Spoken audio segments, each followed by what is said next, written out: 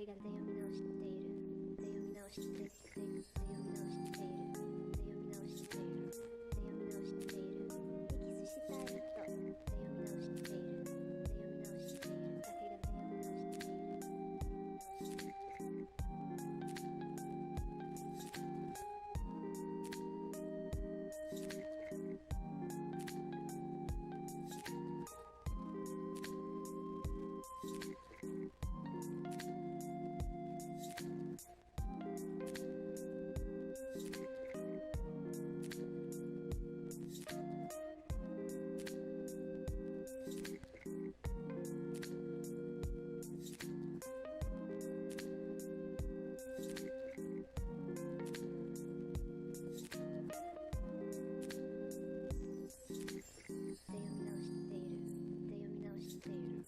み直しているしたいと読み直している読み直しているだけが読み直している読み直している読み直している読み直している読み直しているエキスしたいと読み直している読み直しているだけが読み直している読み直している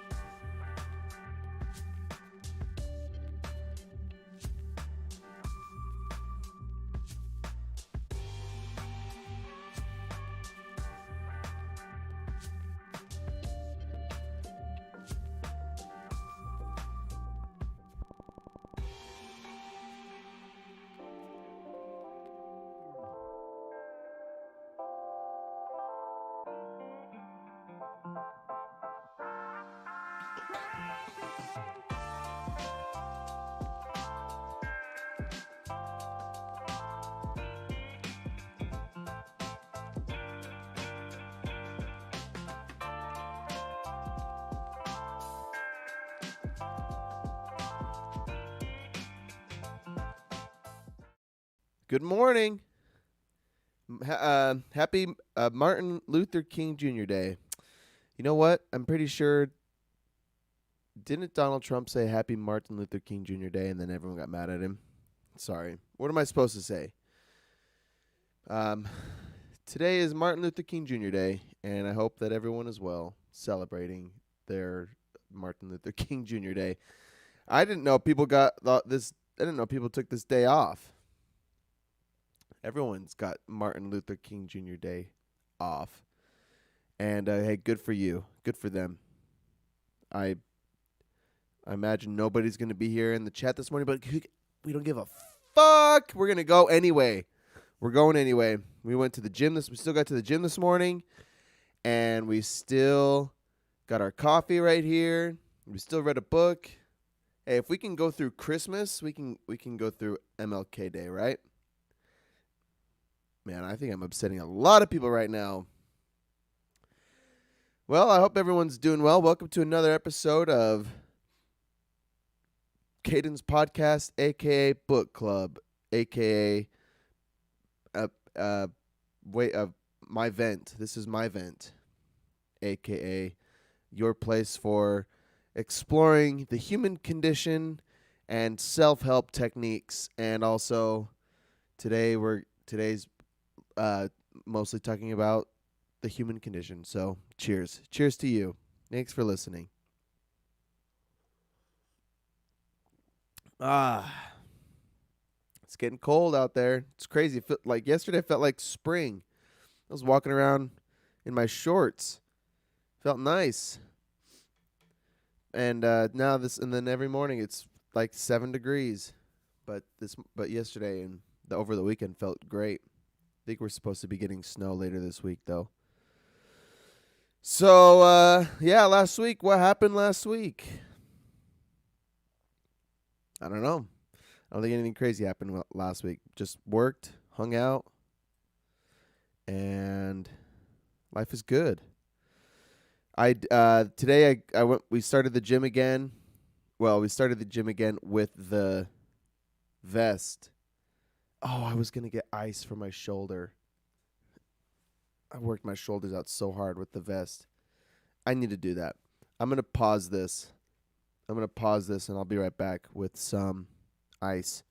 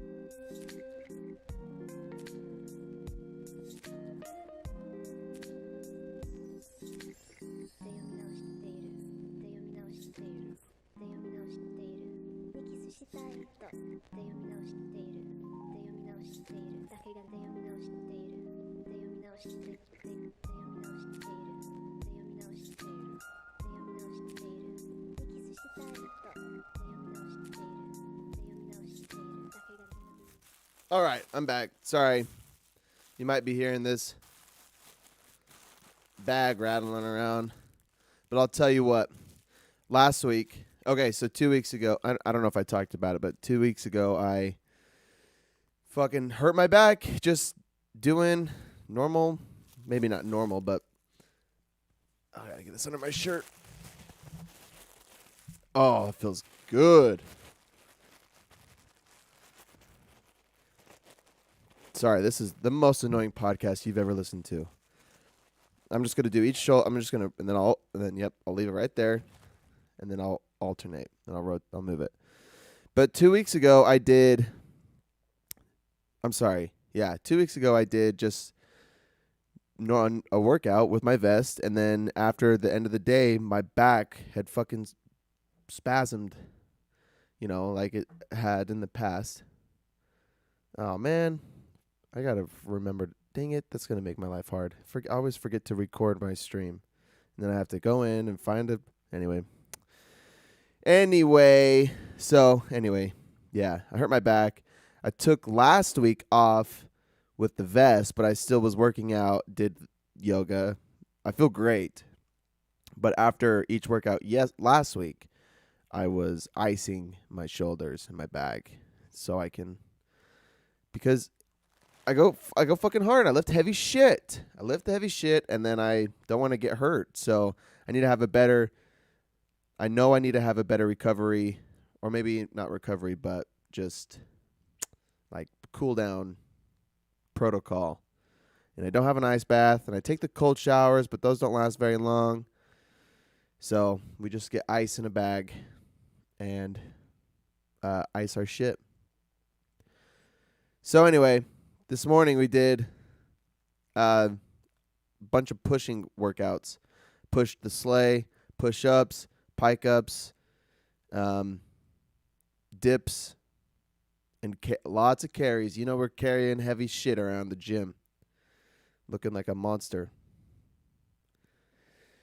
All right, that's it. So we're back at it. It's another, it's Monday, January 17th, 8:17 a.m.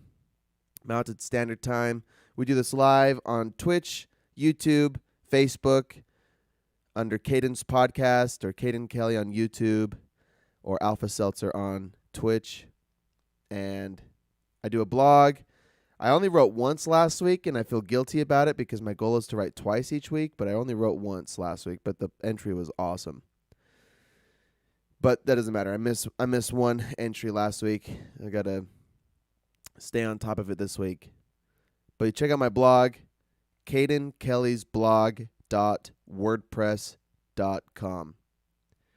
That has links to the pod, to the episodes, to all the blogs, to my socials, all of it. So Caden, KAIDEN, KELLYSBLOG .wordpress, WORDPRESS.com. Cheers. Good morning. Let's get started. Oh, and of course, if you don't listen to this now, live, and no one's going to be here live because it's a holiday, then you're going to catch it on Tuesday. It goes live Tuesday at 10 a.m. or around 8 a.m. And it's on Spotify and Apple Podcast under Caden's Podcast. And the album artwork is yellow, and it says Book Club, and it doesn't even say Caden's Podcast on the artwork because I'm doing this on my own, and I don't know what the fuck I'm doing. But you know already that I do this for myself. I don't do this for you. I just do it because it keeps me accountable. I challenge myself to read a different nonfiction book each week on self-help or the human condition. And when I say human condition is very broad, but I want to help me understand why people behave the way they do and how we can be better people in general. So today's book is along those lines. It's called Dopamine Nation by Dr. Anna Lemke, or Anna Lemke, ANNA Lembke. Dopamine Nation, Finding Balance in the Age of Indulgence.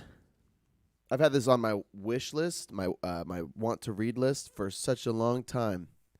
And I finally got around to it, and I'm so mad at myself for not reading it sooner because it was so good. Dr. Anna Lemke is the medical director of Stanford Addiction Medicine, program director for the Stanford Addiction Medicine Fellowship, and the chief of the Social Addiction Medicine Dual Diagnosis Clinic. Have I been spelling dual my whole life? D-U-A-L? I've been spelling it D-U-E-L. When I say, but dual like to fight. When you spell dual to fight, is it D-U-E-L? Or is it always D-U-A-L? Hold on. Or maybe I've never spelled it like that, but it just looks weird. D-U-E-L.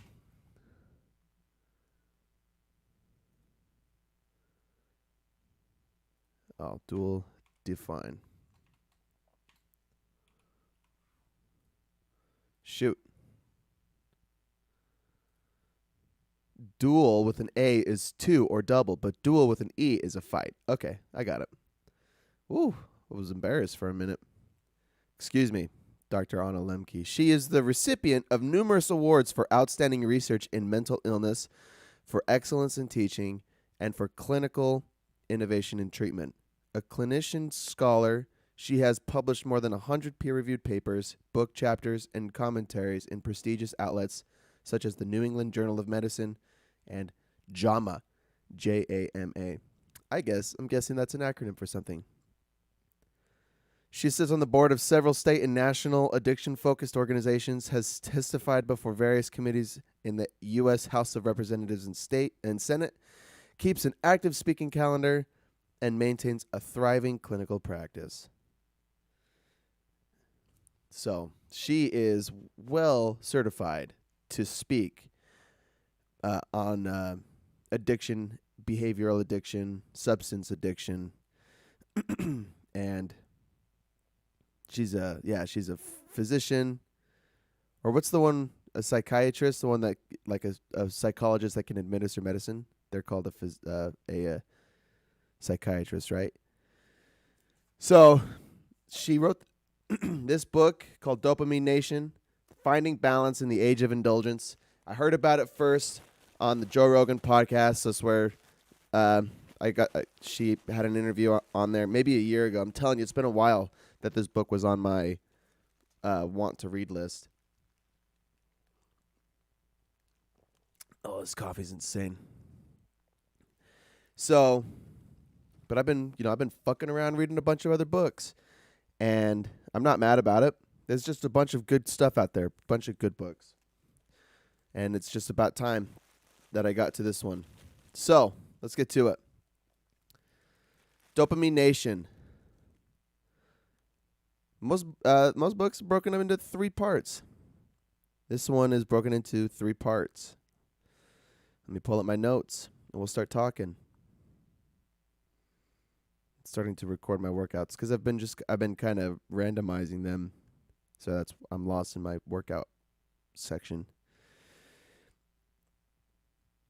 I'm trying to follow the push, pull, and leg routine that Steezy Lovejoy is on, and then also incorporating Spartan workout routines. The pike push-ups is a Spartan thing, and the grip strength is a Spartan thing. I need to do more hanging. I'll probably do hanging on Wednesday. Not by the neck, by the hands. Okay. Dopamine Nation. The aim of this book is to unpack the neuroscience of reward and find a better and healthier balance between pleasure and pain. Also offers practical solutions for how to manage compulsive overconsumption. In essence, the secret to balance is combining the science of desire with the wisdom of recovery. I'll read it one more time because this is why it's so good. The aim is to unpack the neuroscience of reward and find a better, healthier balance between pleasure and pain. Also, everything's falling. Shit, this ice is not working.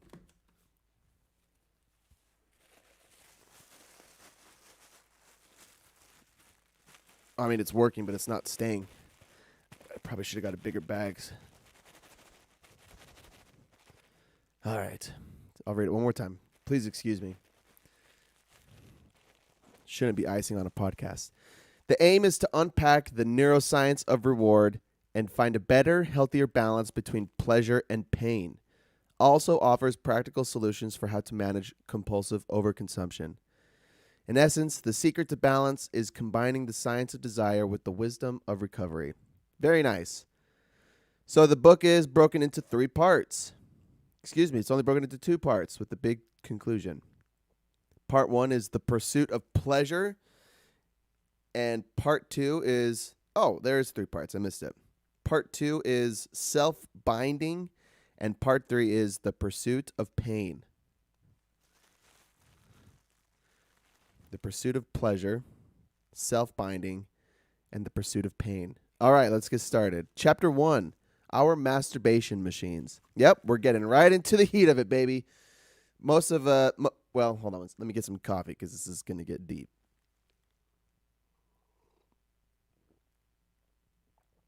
Each chapter is reflective of a client's experience or a client's story. She's tons of examples, and she explains consent, the clientele consent. So it's all legal, and the first one that she comes out with is a guy named Jacob, not his real name, who was just always been addicted to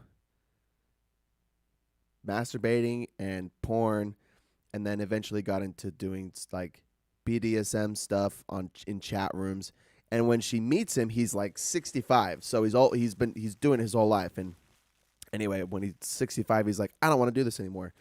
So he seeks out Anna Lemke, and and then she helps him through his recovery. And okay, so chapter 1 is called Our Masturbation Machines. He created this machine that it was a masturbation machine that it was a record player that had some kind of, I don't know, as the record player turned, he made it so it pulled anyway, it masturbated him, all right? It jacked him off. A record player jacked him off. And that's his story. So I from the chapter I wrote, the more accessible a drug, the more likely it is we are to try. More likely to try, more likely to become addicted. Accessibility is the biggest factor of them all for addiction. That's a weird way to say it. Accessibility is the biggest factor for addiction. The internet promotes compulsive overconsumption by suggesting behaviors we wouldn't normally think of. And accessibility is one thing. Lack of accessibility to good education, healthy family life, and so on also contribute to addiction. So, yeah, it looks like accessibility was the culprit of chapter 1. So, which is kind of funny because I think I've mentioned that I've never done drugs, and I was never exposed to drugs in high school.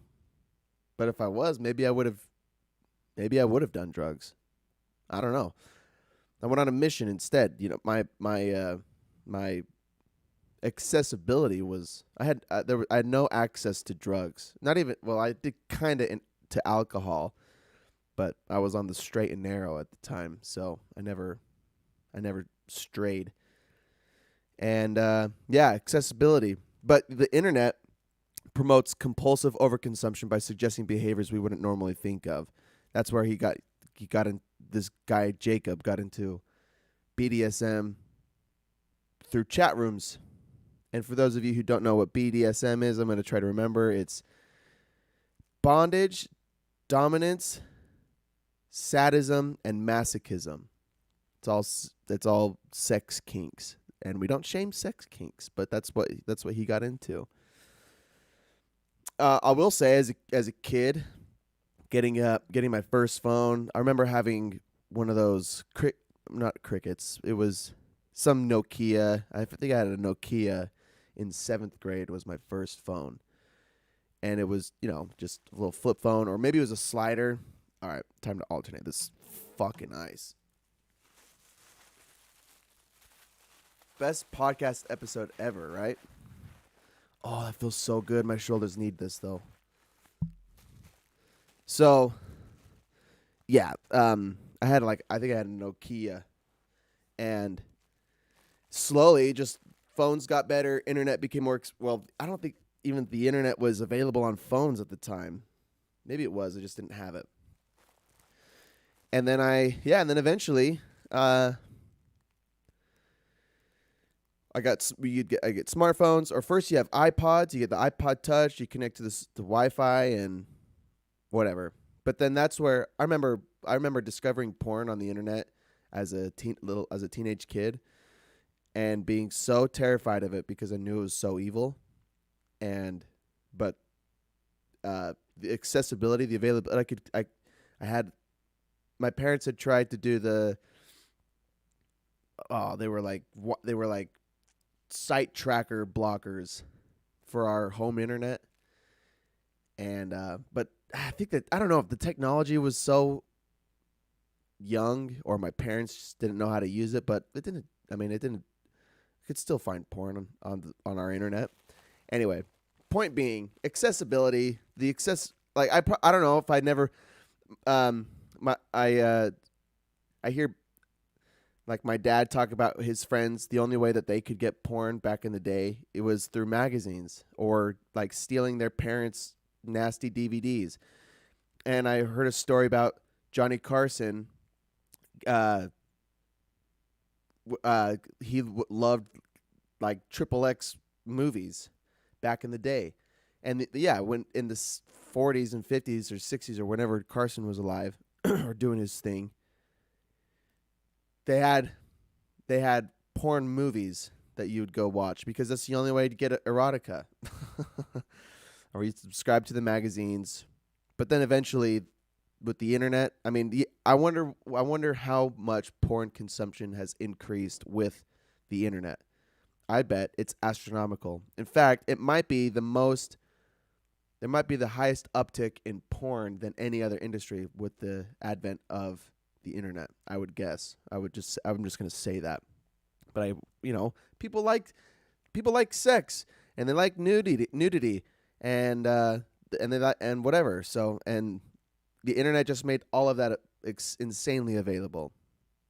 So, accessibility is by far the biggest factor for addiction. The more accessible a drug, the more likely to try. The more likely to try, the more likely to become addicted. All right. Chapter 2, Running from Pain. I took a quote. She says, "We've lost the ability to tolerate even minor forms of discomfort. We constantly try to distract ourselves from the present moment to be entertained." If you read my blog ever, you'll read that is a constant theme that I write about, is how accessible distractions are, and how we how does she phrase it? Compulsively overconsume distractions. She uses the phrase compulsive overconsumption regularly. So to use her terminology, we compulsively overconsume social media and porn and food and TV and video games, even like Farmville, the little Facebook games, our iPhone games, everything. We compulsively overconsume because of accessibility and because we hate to feel uncomfortable, and for good reason. We don't like it for good reason. So the fact that we feel uncomfortable is one thing. It's a normal thing. It's a normal thing to feel uncomfortable and to I don't know how to become comfortable, to get away from whatever's making you uncomfortable. That's a normal thing. That's a normal thing people do. All animals are doing it. So the problem is the things that we distract ourselves with are decreasing our quality of lives. They're making us unhappier. Our distractions suck donkey balls, and that's a lot about what I write about a lot. But that's what this book talks a lot about as well. You could see in the video I'm playing with my little hairband elastic because I can't not fidget with things when I'm talking. I said in this chapter, we distract ourselves from ourselves primarily, actually making our pain, insecurities, depression, etc. worse. Boredom forces you to get to know yourself, put down the distractions, disconnect from the world. Uh, that's not what I said disconnect. I just made up that last part. Put down the distractions, disconnect. I'm guessing disconnect from the distractions and connect with the world and connect with yourself. Boredom forces you to get to know yourself. Boredom is a huge piece of discomfort. It's like the biggest. How much does being bored suck? I remember being a kid, and being a kid on Sundays sucked balls because we'd go to church and then we'd come back, and after church when mom's making dinner or we're just not doing anything, I would turn the TV on, but Nickelodeon wasn't running. It was Nick at Night, and Cartoon Network wasn't running. It was Adult Swim, and Disney Channel sucked ass. So I didn't watch TV, couldn't watch TV. And I remember walking around the house and feeling bored, I remember walking around, like going to grandma and grandpa's for dinner and being a kid and eating dinner, and all the adults are sitting around talking, and I'm just kind of moseying around the house, and I'm just bored.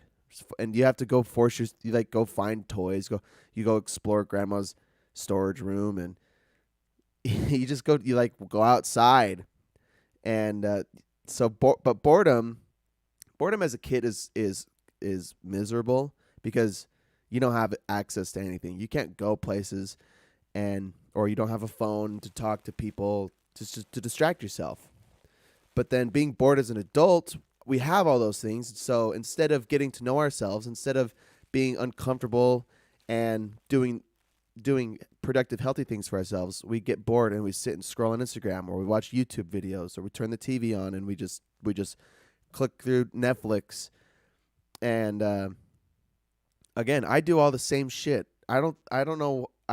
I think that we can consume entertainment like that just in healthy doses. We don't do it in healthy doses. I certainly don't do it in healthy doses.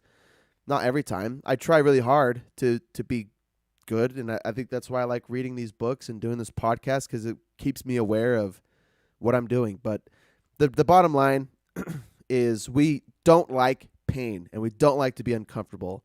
So we constantly seek distractions, and our distractions usually suck. I think examples of good distractions look like meditation, and they look like exercising, or even just going on a walk, or reading, or even all those things could be unhealthy. I'm just saying those are better than eating because you're bored. Just like Jim Carrey in The Grinch. Am I eating because I'm bored? It's the same thing. We eat when we're to distract ourselves from boredom because we have just shit tons of food in our pantries. So good distractions look like reading a book, or going for a walk, or riding your bike, or cleaning the house, or working on a project that you've been neglecting. Yesterday, I spent 3 hours doing a puzzle, and I was listening to a podcast. I was listening to a Joe Rogan podcast, and I could have been playing video games, or I could have been watching TV. But I think even though that was a distraction, it was for sure a 3-hour distraction. But it was stimulating. The conversation was stimulating, and the puzzle is complicated and requires my concentration. And I'm not staring at a screen. I'm not being overly stimulated. Overstimulation is huge. Overstimulation, hyperstimulation is unhealthy. So I was doing a puzzle and I was listening to a podcast, and I had a big old thing of water next to me, and I had the windows open, fresh sunlight coming in. It was, it was better. It's still a distraction, but it's a better distraction, right? So anyway, we talk about distractions later. I'm getting ahead of myself. So chapter 2 is running from pain. We've lost the ability to tolerate even minor forms of discomfort. We constantly try to distract ourselves from the present moment to be entertained. Oh, she's so good. Chapter 3, the pleasure-pain balance. Dopamine, this is a quote from her, dopamine may play a bigger role in the motivation to get a reward than the reward itself. To me, that sounds like wanting more than liking. Or I think maybe that's what she said. I just didn't write it in the quotes. Homeostasis works to balance pleasure and pain just like it does with every other aspect in our body. This is called the opponent process theory. So this is a huge theme for the rest of the book. This pain pleasure balance, homeostasis for pain and pleasure. Constantly seeking pleasure leads to tolerance, which leads to increased pain sensations like dissatisfaction. Relapse is usually a result of numbing the pain of withdrawal rather than the craving for the original pleasure. Waiting through the pain of withdrawal long enough resets the pleasure-pain balance, and the pain goes away. Okay, let me try to explain this a little. It took me the whole book to figure this out, but let me get some coffee. And I got to move my eyes to my back now. Oh, yeah. Hold on. There's no easy way to do this. Oh, yeah, it feels good. All right, now I got to sit awkward so I can keep the eyes pressed on my back. Okay. So homeostasis. For those of you who don't know what homeostasis is, if I look up the definition, it says the tendency toward a relatively stable equilibrium between interdependent elements, especially as maintained by physiological processes. Excuse me. So homeostasis is a balance between one side and another. And if you injure yourself, this is how I've always thought of it. When you injure yourself, your body is working to restore or recover and heal. And when you are back to normal, you're at homeostasis. When you're healthy, you're in homeostasis. And when you get sick, the balance is off. And then your body works to fight the illness, and then you recover, and then you're at homeostasis. So this works in the other way as well, and it works with pain and pleasure. So, yeah, injury sucks, that's pain. Illness sucks, that's pain. But pleasure, it works the same way. When you do drugs, your pleasure goes up, and your pain goes down, and your body is trying to, again, maintain homeostasis. So it brings, it introduces elements of pain as you recover. That's why, like, eating a bag of chips is only so good for so long. It tastes really good when you start, or popcorn or whatever. But then you get full, or the taste, like, have you ever eaten too many Cheetos? I always get it with Cheetos. I eat just a few, but then after just a few, and probably because Cheetos are the fakest shit on the planet, but it just starts to, like, coat my mouth, and the cheesy powder tastes disgusting. But it becomes unpleasant. That's the point. The pleasure lasts for a moment, and then the pain or the discomfort starts to come in. You start experiencing that as you reset your equilibrium. So the issue is people do drugs, and they love drugs, so they get really high. They feel really high senses of pleasure, and then when you hear about the crash or the come down, that always sucks too, and it usually is relative to how high you are. And I know that just from drinking alcohol.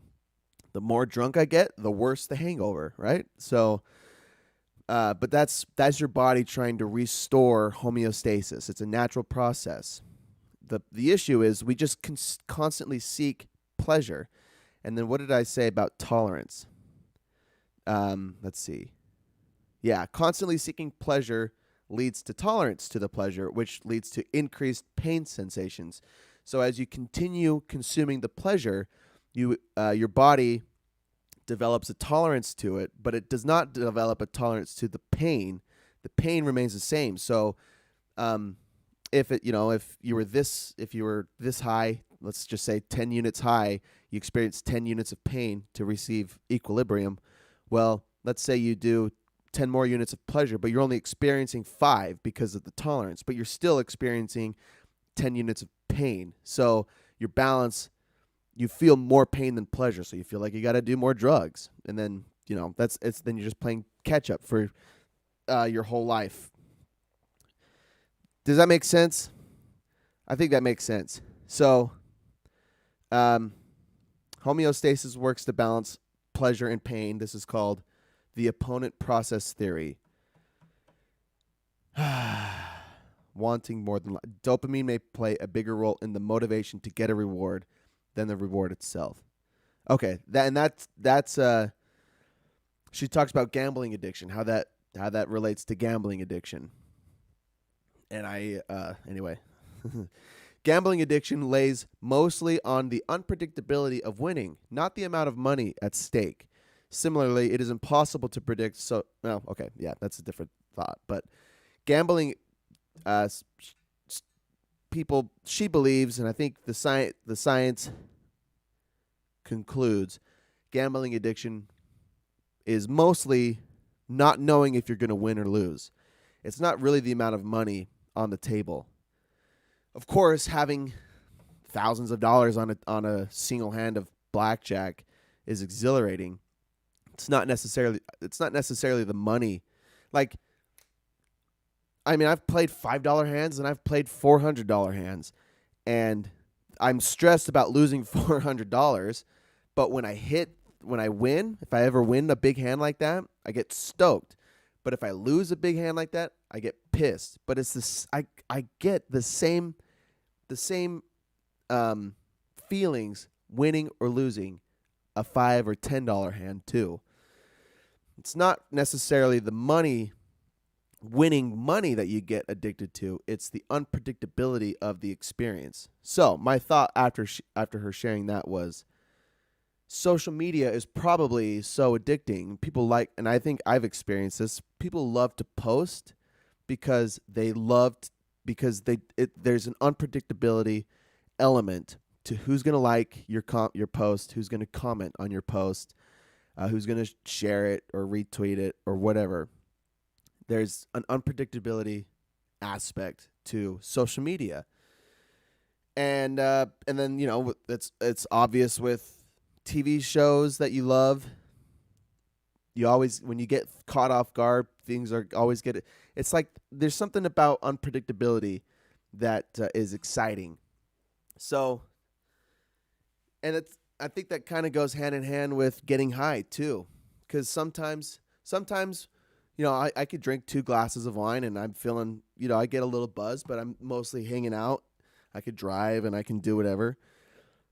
But then sometimes I have 2 glasses of wine and I'm knocked on my ass. So, and that's just fun. It's unpredictable. But that feeling, people get addicted to that feeling. I said, without pleasure, we wouldn't seek anything. Without pain, we wouldn't avoid anything. This is evolution. Without pleasure, we wouldn't seek anything. Without pain, we wouldn't avoid anything.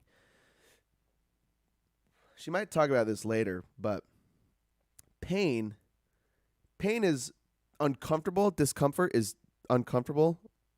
Same word. But there are natural responses, chemical responses in our body for things that we're experiencing. Oh man, I gotta move this ice. So it sucks to feel uncomfortable. but that's our body telling us something needs to change, or you gotta stop doing what you're doing. And pleasure usually means it just you know the feeling. When something feels good, you want more of it, and when something feels bad, you want less of it. So evolution has primed us to behave and to feel these things. So she'll talk about pain more later on. I don't want to get too ahead of myself again, but pain and pleasure are natural expressions of emotion and or of these chemical reactions in our body, in our brain. Okay. That's part 1. Part 2, self-binding. Let me move this ice. Oh.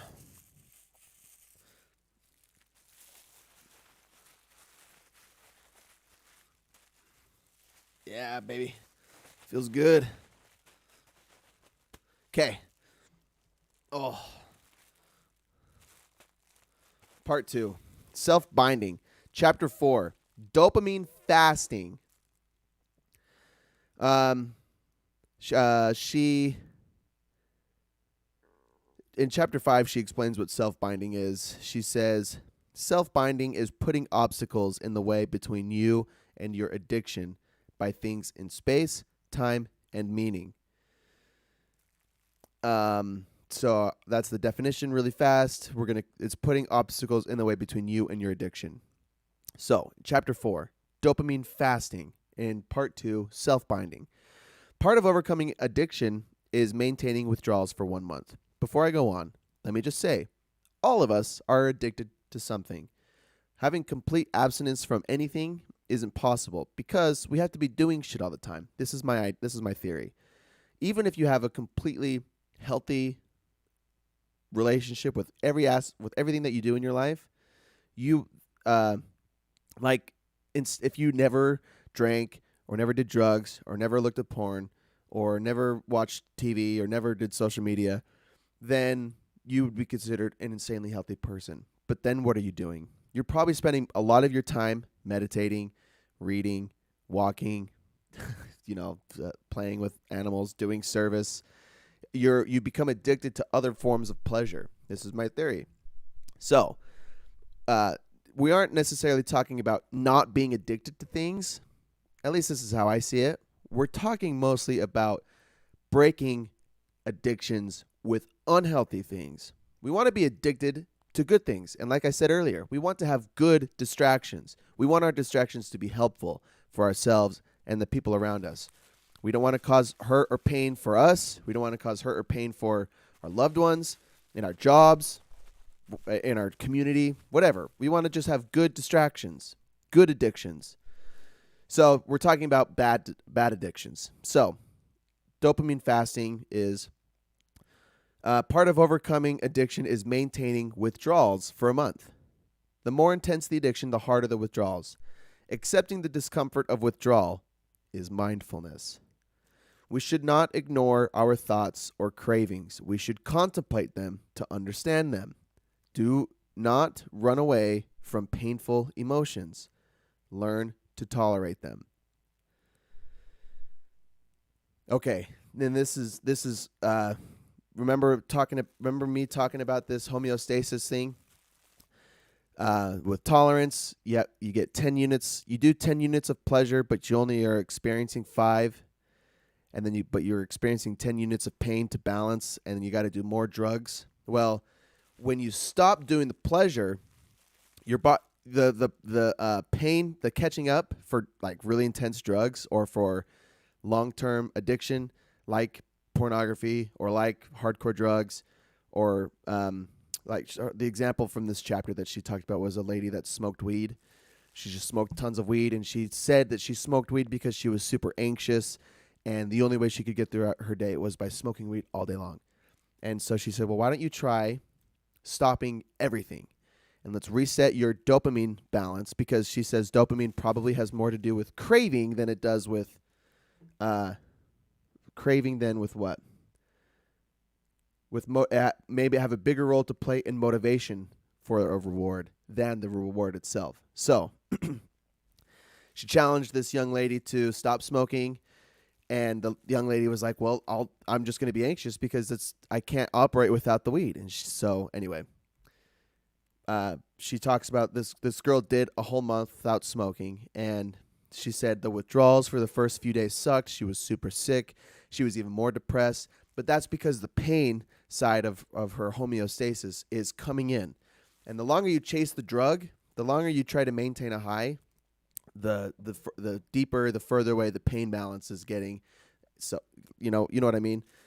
So, yes. So to restore your dopamine balance, maintaining withdrawals for 1 month will reset your homeostasis. It'll reset your pain and pleasure. You won't be high, but you won't be experiencing the shit from withdrawals. Okay, so if you have any bad addiction, she says, if you have any bad addiction that you don't want in your life anymore, she says the best way to reset your pain and pleasure balance is really to cut it cold turkey and to not engage with it for 30 days. But then what's interesting is at the end, she doesn't give her opinion and say you'll be healthier and happier just by not smoking weed. She asks the girl what she wants to do, and she says, well, I still want to smoke weed. I like the social aspect. I like the creativity aspect. But she said, now I have a control of my smoking. Now I have clarity of what it was doing to my body and to my mind. So she says, I still want to smoke, but I don't have to smoke all day long to stay alive or to just to function. And I think that's the point. Because everyone has their opinion of drugs and weed especially, and even with alcohol is not a healthy thing to consume. But there's a difference between casually drinking or having celebratory drinks versus getting plastered every day. So that's the point. Have a control of your addictions and understand what they are. And this is what she says. We should not ignore our thoughts or cravings. We should contemplate them and understand them. Do not run away from those painful emotions. Learn to tolerate them. So, reset your pain-pleasure balance requires 1 week. So let's talk about how to self-bind, how to stay away from those addictions or from your cravings. Chapter 5, Space, Time, and Meaning. I'll read it again. Self-binding is putting obstacles in the way between you and your addiction by things in space, time, and meaning. Space is putting up barriers, literal barriers, like locking up liquor or leaving your phone in another room. She tells stories about people that would unhook their TVs after watching TV and put it in the closet because instead of just having to pick up the remote and turn on the TV, now you have to pull it out of the closet and set it up, hook it up, boot it up, and then you can watch TV. And it makes your addiction harder to use. And again, accessibility is the leading contributor to addiction. So self-binding is making accessibility harder. If you have a cell phone addiction, leaving your phone in another room or turning it off, like powering it completely down in between uses and or through certain hours of the day, these are just obstacles in your way to make your addiction harder to use. And if you have friends that give you drugs, then cutting those friends out of your life is that's a self-binding in space. The time aspect for self-binding is basically delayed gratification. Time, if you want to, like let's use the alcohol one again. If you want to use alcohol, if you're an alcoholic, but you're going to self-bind through time, then you only drink on special occasions, or you only drink on Fridays or Friday nights, or maybe maybe if you're a super alcoholic, you only drink after 5. You don't drink before or during work or whatever. Then you make improvements from there. And then self-binding through meaning. I didn't take any notes. I kind of am forgetting how she explained it, but I would suppose self-binding through meaning is pretty much the why to your addiction. Why are you self-medicating with weed? Why are you drinking? Why do you look at porn? Why are you constantly scrolling social media? Those are all. It's just, why? What's the meaning behind this?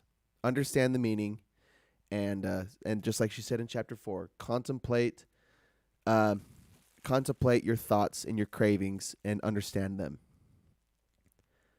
Chapter 6, a broken balance. Let me move my ice. It's time. I'm kind of watching the clock like every 10 minutes.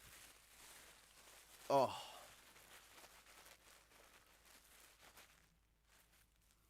Yeah, is that working? Oh, yeah. Feels good. All right. A broken balance, chapter 6. She argues that psychotropic drugs don't make you better than well. More likely, they make you other than well. Oh, you like my hoodie? Well, good morning, Steezy Lovejoy. Is it yours? Because it's not mine. Someone left it at my house on the 4th of July. So it could be. Is it yours? Let me know, because I'll get it back to you. I've just been enjoying it ever since.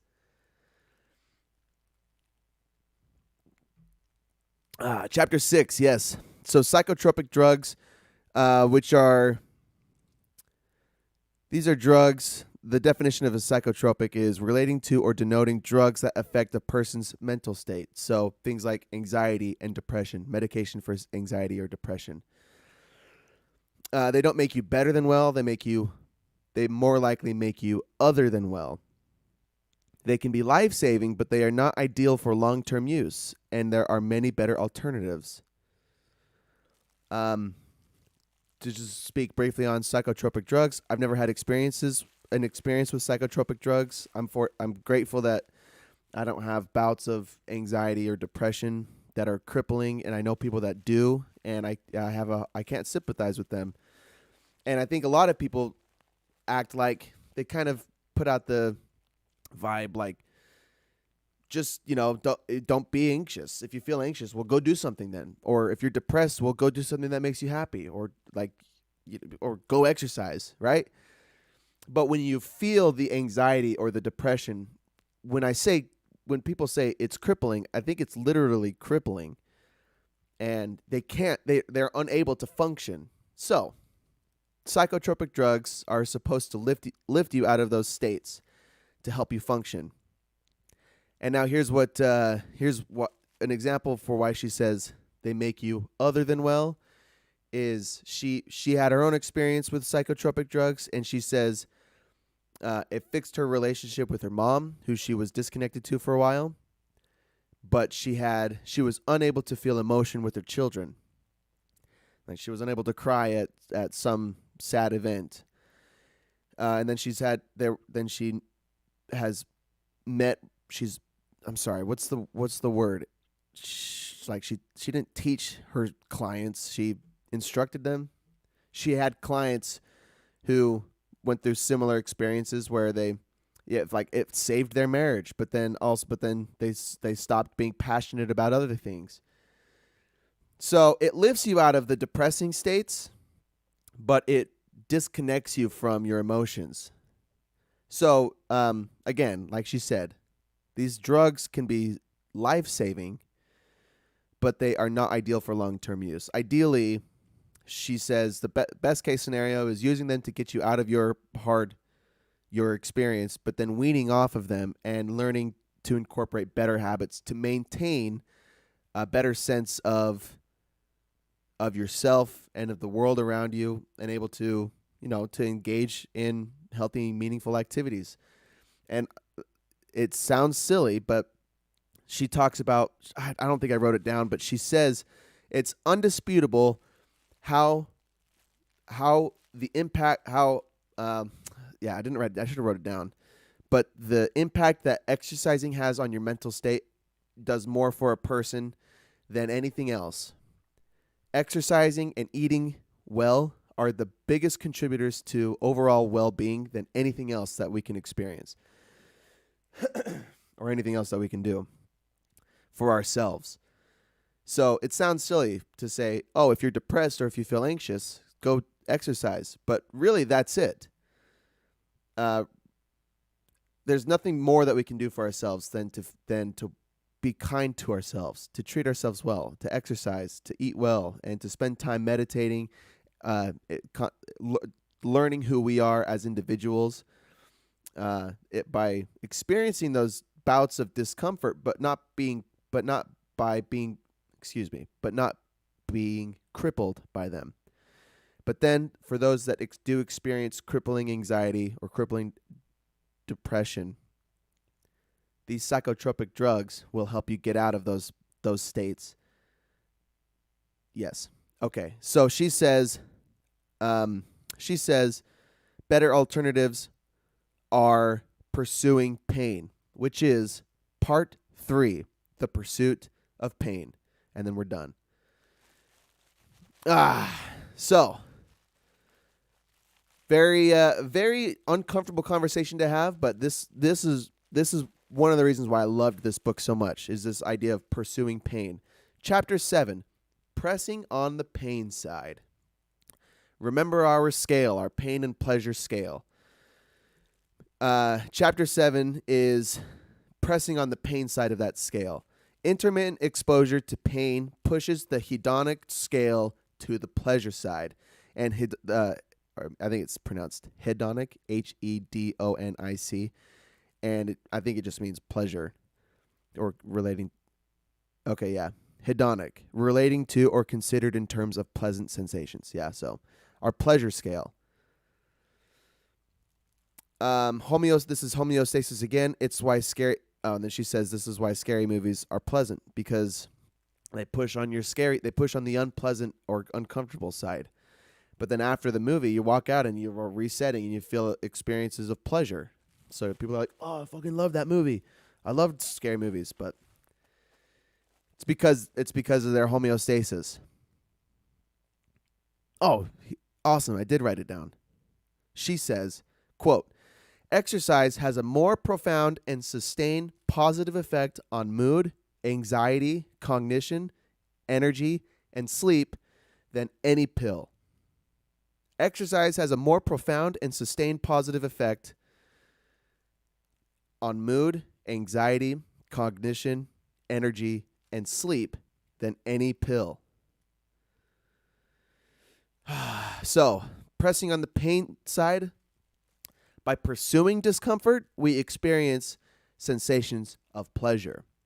And I have experienced this directly by going to the gym and lifting heavy weights and walking on the treadmill with a 50-pound vest and kettlebells and sitting in a hot yoga room, lying in my sweat of pain and discomfort, and then coming out of there feeling like $1,000,000. If anyone's ever heard of runner's high, that runner's high is exactly what this sensation is. You run and your life sucks because it's hard and you're breathing heavy. No one enjoys running uphill. And then afterwards, you get runner's high because you've been pressing on the pain side of your life, of the pain side of your experience, and then you start feeling sensations of pleasure. Feels good. That's the pursuit of pain. Hormetic healing is balancing intense pain with subtle pain. Hormetic. I don't know if I remember. Oh. There's no hormesis is a characteristic of many biological processes, namely a biphasic or triphasic response to exposure to increasing amounts of a substance or condition. Within the hormetic zone, the biological response to low exposure to toxins and other stressors is generally favorable. I don't know what that means. I don't know what that note means then. Sorry. Bad note. Balancing intense pain with subtle pain. So anyway, runner's high. I did make a note. People can get addicted to this runner's high feeling, feeling the pleasure out of pain. And I said, does this remind you of anyone? David Goggins or Cameron Hanes? Those guys, maybe even Joe Rogan and Jocko Willink, all of those guys that I talk about all the time, they just constantly put themselves through hell in their exercises, and but because of that, they experience tons of pleasure afterwards. Their recovery, their feeling, the sensation of working out sucks, but then afterwards, and even sometimes during, it feels so good. You feel proud of yourself, and you feel stoked to be alive, and that's the same thing. So, but you can become addicted to that feeling of pleasure. But again, addiction, we're all addicted to something. And are our addictions serving us, or are they hurting us and others? So, there you go. Chapter 8, Radical Honesty. I made a bullet point. Radical honesty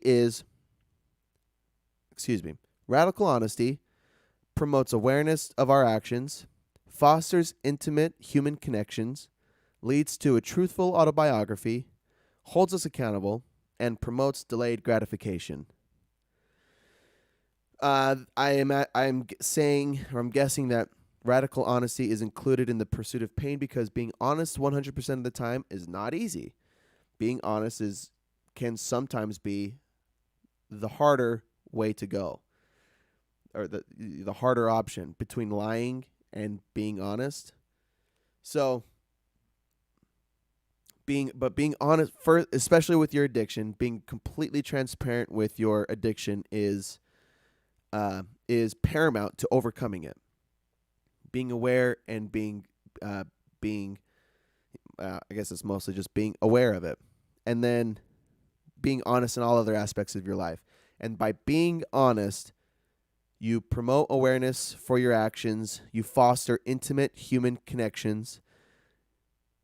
Radical honesty leads to a truthful autobiography about yourself, the story that you tell. It's all truthful.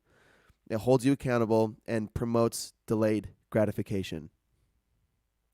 Okay, that's what honesty. So be honest. Chapter 9, pro-social shame. Pro-social shame is distinct from guilt. Guilt leaves you feeling bad about your actions, but not yourself. Shame leaves you feeling bad about yourself and your actions. She believes more than this. Shame and guilt are dictated by how others respond to our transgressions. I gotta move my eyes. Sorry. Worst podcast ever. So much ice. It's mostly melted now.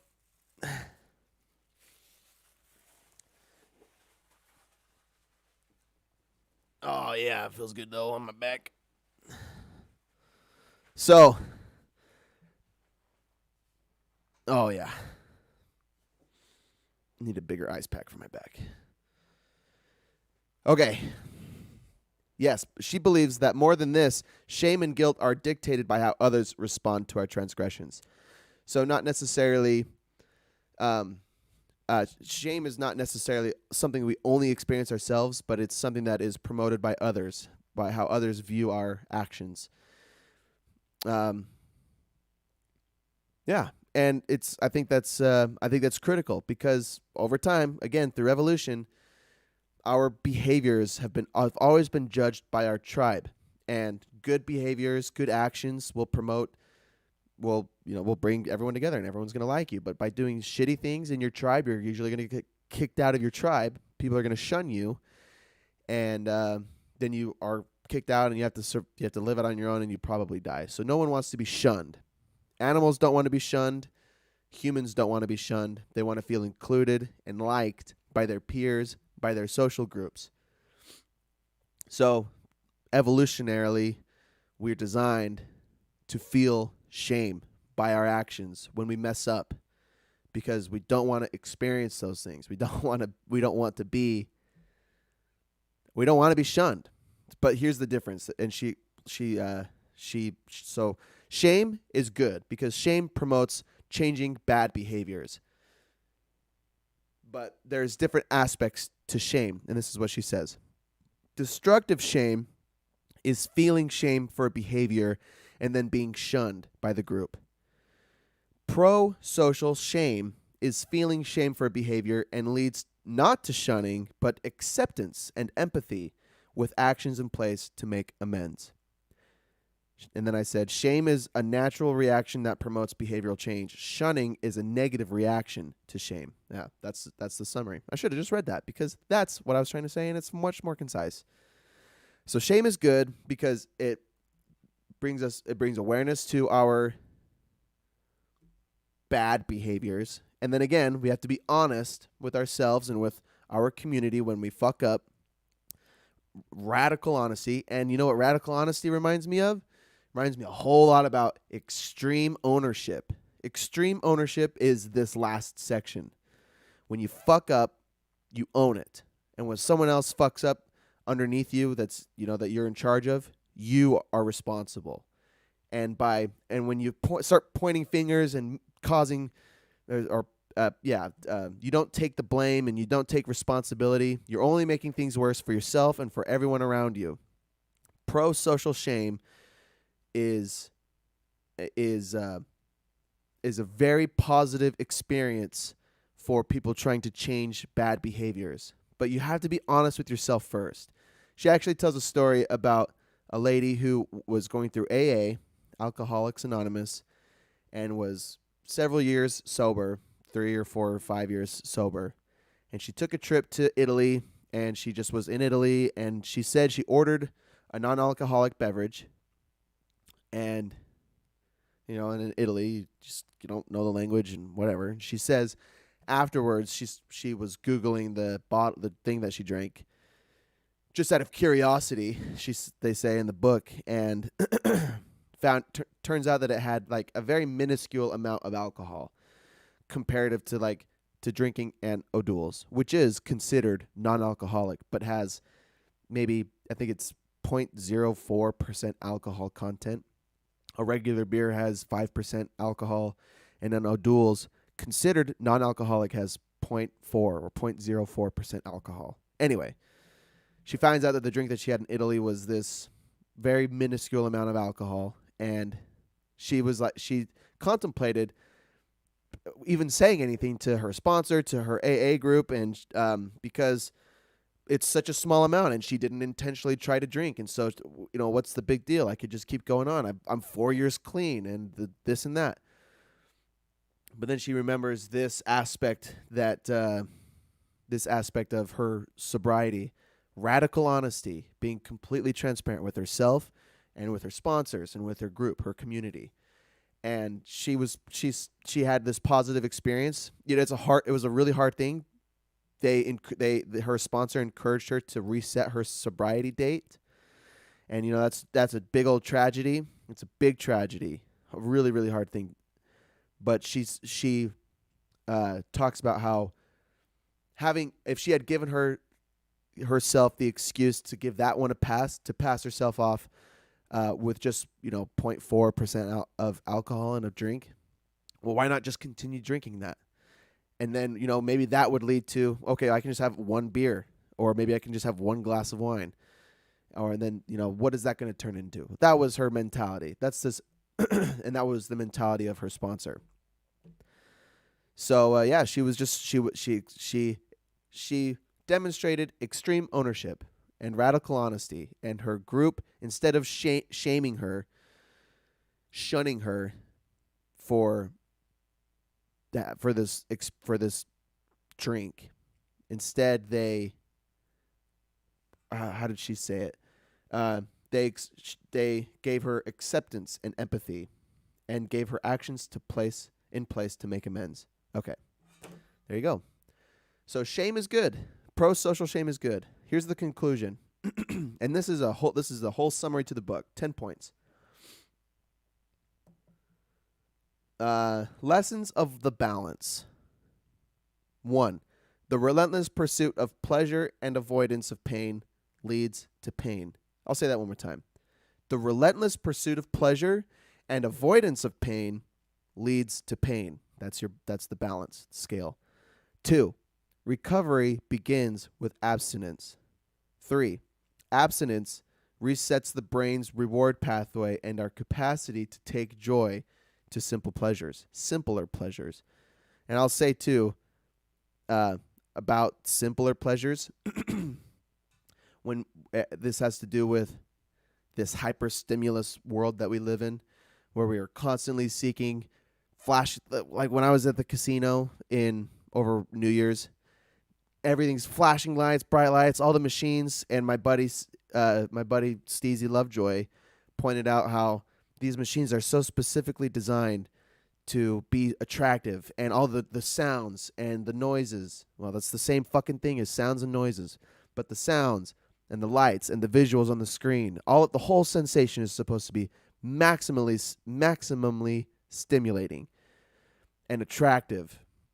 And the algorithms and the machines, they're designed to, you lose, but then the wins, they feel huge, but they're not huge. But then you lose, and they feel insignificant. But then the small wins, everything lights up and lots of noises. You feel like you're winning.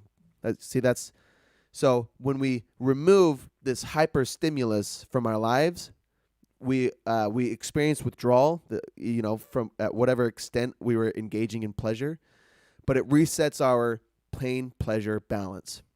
And when our pain-pleasure balance is reset, the simpler pleasures feel better. And I'll tell you, I probably a year ago would have given a big birdie middle finger to a puzzle for 3 hours on a Sunday all by myself. But yesterday, I had a good-ass time doing that puzzle. And I still had a little stimulus listening to Joe Rogan podcasts, but even still, to me, it's minimally stimulated. Oh, wow. I got something in my throat. Sorry. The puzzle and the podcasts are minimally stimulated. And it's less stimulating than video games all day. It's less stimulating than Netflix all day. New follower, Pink, I can't see your name very well. Pink something 3. Pink Bra? Whoa. Thanks for the follow. We do books. We read books and we talk about them. Thanks for showing up. So, anyway, that was point 3. Simpler pleasures. Man, just enjoy the simple things of life. We don't need to constantly seek extreme sensations or extreme pleasures. God damn, it kind of ruins the whole thing, and it makes the pain feel worse. I guess that's what Thich Nhat Hanh in Zen and the Art of Saving the World talks about. We need to be okay with less stuff. We consume and consume and consume because we're constantly seeking pleasure. We're constantly seeking the newest phone, the newest car, the bigger house, all the latest technology. We want the newest apps, and we want the video game world. You want the newest graphics card. You want the newest mouse and keyboard, and you want the newest mics. Whatever. You want all the newest and best and latest and greatest. And it's stimulating. But we can live with less. We want to eat a ton of food, drink tons of drinks because it feels good when we're doing it. But the small I saw a stupid post on Instagram that said don't ruin your entire day for 5 minutes of pleasure. God, it's what it is. You get this high from doing something like eating a cupcake or eating a cookie, and I fucking love cookies, man. I fucking love cookies. And then, I'm not gonna feel like shit from eating one cookie, but I eat like 10 fucking cookies, and then I feel like shit. All right, last night I had 2 bags of those little bite cupcakes, those little bites, whatever. I had 2 bags. There were 8 cakes total. And you know how I rationalized that? Before I grabbed the pack, I said, if the package is fewer than 200 calories, I'm getting 2 fucking bags. And there were 180 for each bag. So I'm like, fuck yeah. So I got 2 bags of little bites, and I went to bed, and I felt like I had a ball sitting here in my chest. And I couldn't like swallow. It was so uncomfortable. I felt so sick. I ruined my whole night from eating 2 bags of little bites. That's my pain pleasure though. I'm dialed up higher. I go eat more candy. I eat more snacks. Oh, wow. Went off on a little tear. Sorry. Steezy Lovejoy, baked goods is my vice. I know you be raw dogging them zingers though. Yeah, it's not zingers. It's those rojos. Those little Swiss rolls. Those shit, man. That shit. You go get one of those. I think those are like 250 calories for 2 little rolls. And I'll eat 2 sleeves, man. What's that Brian Regan bit where he's like, 2 Fig Newtons is a serving size. And he's like, I eat 2 sleeves. 2 sleeves is my serving size. Yeah. Or like a quarter cup of ice cream. Yeah, funny bit. Hey, if you don't know Brian Regan, go check him out. Anyway, the point is, point 3. Abstinence resets the brain's reward pathway and our capacity to take simpler pleasures. If you fast from sweets for 30 days, you're going to go through sweet withdrawals. And I know what that's like. And that fucking sucks. But that makes, after those 30 days of withdrawals, just little bits of sweets taste substantially better. Or even just like fruit. Fruit's good to me now, but it's not as good as a handful of Skittles. It's not as stimulating or as sensational. But if you remove the bad addictions, you can become addicted to the good things like fruits and whatever. Just doing it better. That's the whole point. We're getting rid of bad addictions. We're all addicted to something, and we either stay addicted to the bad shit, or we learn to change the bad addictions to good addictions. Okay, I'm just going to keep going. 4, self-binding creates literal and metacognitive space between desire and consumption. 5, medications can restore homeostasis, but consider what you lose by medicating your pain away. 6, pressing on the pain side sets our balance to the side of pleasure. 7, beware of getting addicted to pain. 8, well, I'm going to say about 7, beware of getting addicted to pain. I think that's still better than being addicted to bad things. I remember she tells a story about a guy who was addicted to pain, and his addiction was ice baths. Because he had learned about what ice baths do, and he said he had just all these good experiences with ice baths. Oh, this is completely melted now. And he just made his ice bath routine more and more intense with every session. He ended up getting a freezer and filling it with water, letting it freeze overnight, and then he'd break the ice. Okay, and you know who Wim Hof is. Maybe you don't, but he's the meditation breathing expert who lives in shorts lives in the winter wonderland.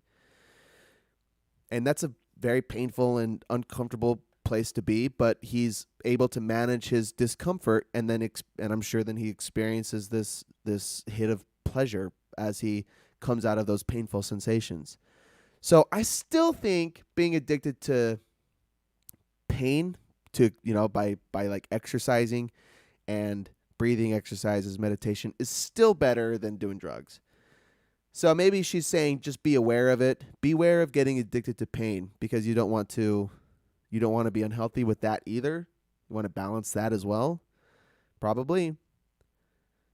Still better than being addicted to drugs or zingers. So, point 7. Beware of getting addicted to pain. 8. Radical honesty promotes awareness, enhances intimacy, and fosters a plenty mindset. 9. Pro-social shame affirms we belong to the human tribe. 10. And this is the most important part. Instead of running away from the world, we can find escape by immersing ourselves in it. Wonderful book. Dopamine Nation by Dr. Anna Lemke.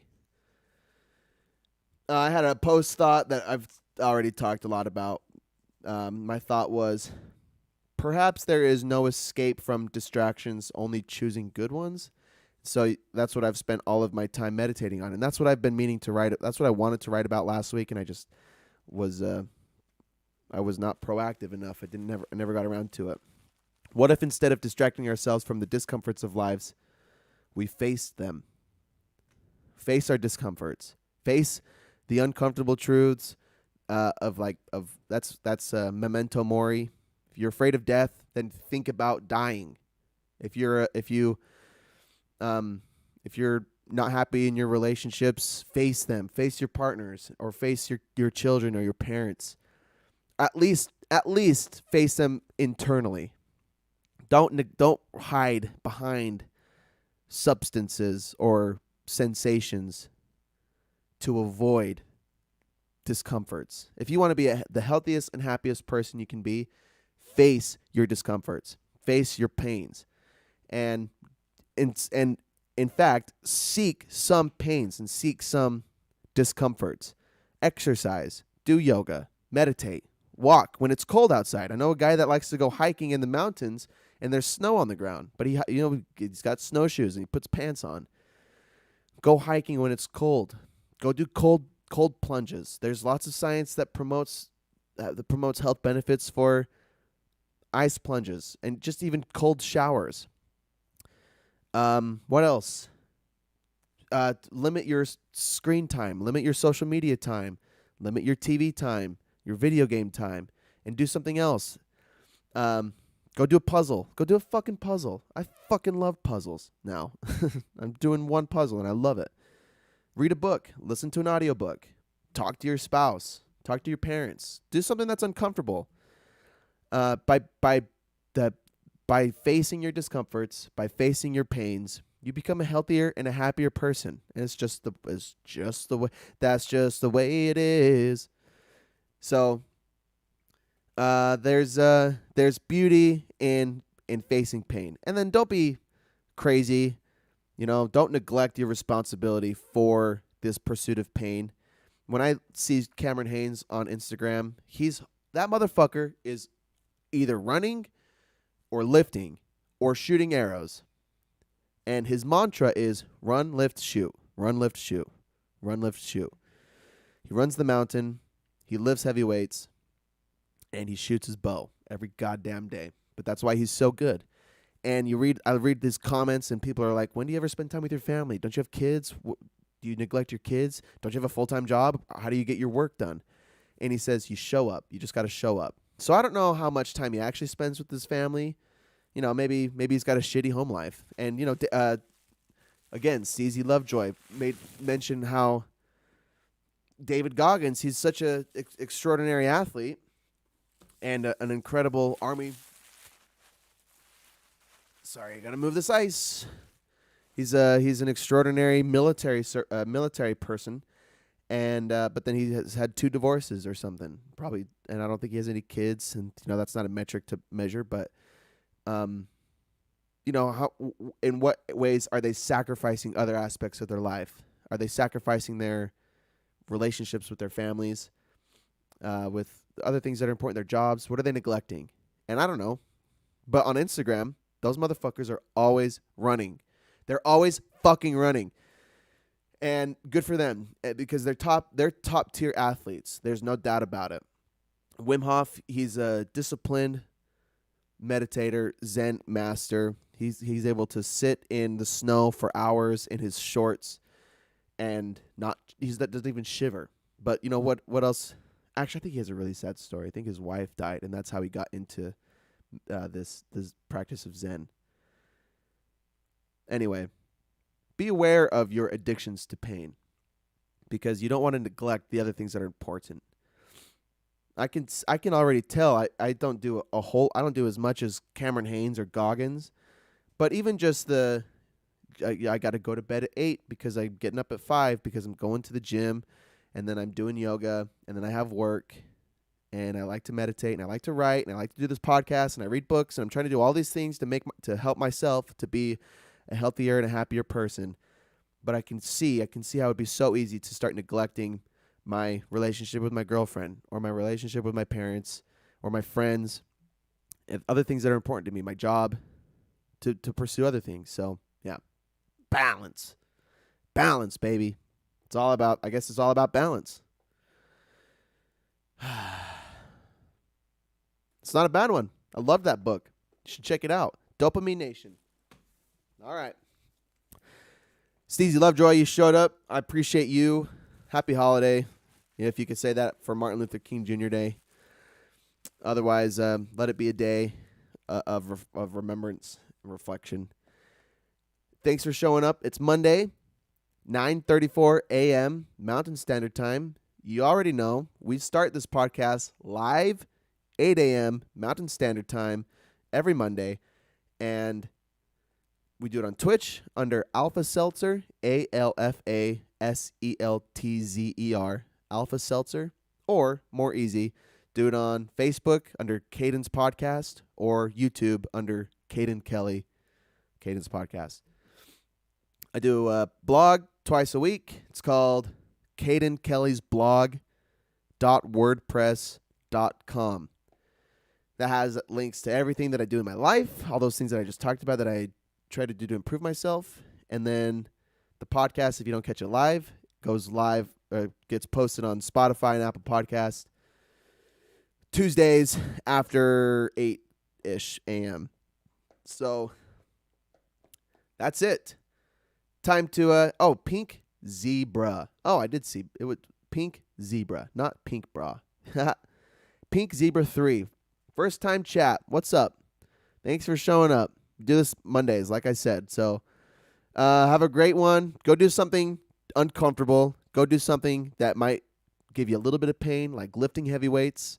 And I promise you'll feel a little bit better afterwards. But if you do it consistently, you'll feel a lot better afterwards. Ooh, I had one more thought I got to share.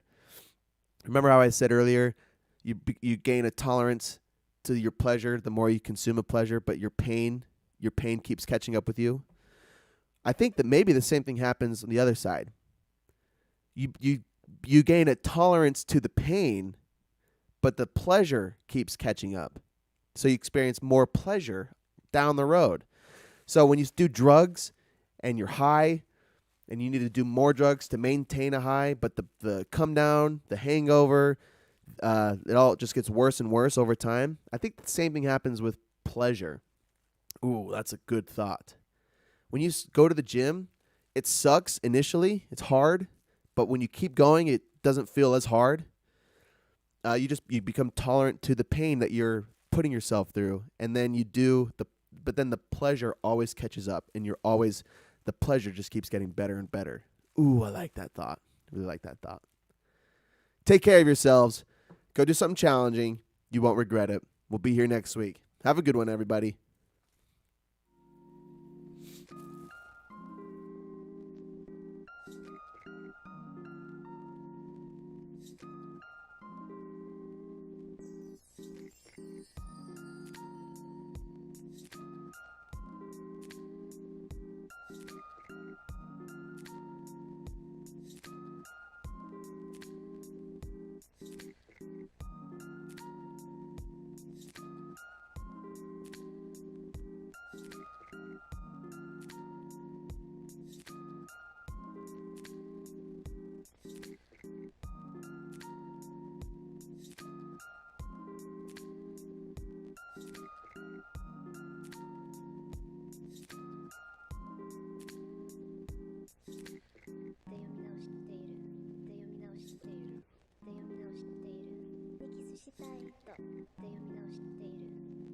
しているだけが読み直している